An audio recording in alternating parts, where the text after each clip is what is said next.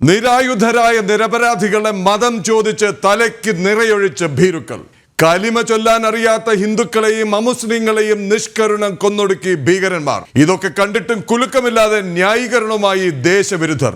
Article 370 റദ്ദാക്കിയതിന്റെ പ്രതികരണമെന്നാണ് പ്രാഗുളം Che Guevara എന്ന പുതിയ അഖിലേന്ത്യാ ജനറൽ സെക്രട്ടറി പറയുന്നത്. അയൽക്കാരുടെ വെള്ളം കുടി മുട്ടിക്കല്ലേ എന്ന് ചെറുകുവേരമാർ. ഉത്തരവാദിത്തം ആരുടെയും തലയിൽ കെട്ടിവെക്കരുത് എന്ന രോദനവുമായി അഭിനവ കേരള ഗാന്ധി.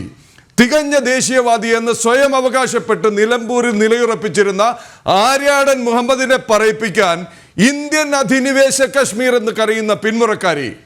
ഭാരതം ചെയ്യേണ്ടത് ചെയ്തു തുടങ്ങിയപ്പോൾ മുട്ടിടിക്കുന്നു പാകിസ്ഥാന്. കിട്ടിയ അവസരം മുതലാക്കാൻ കുതന്ത്രവുമായി ചൈനയും.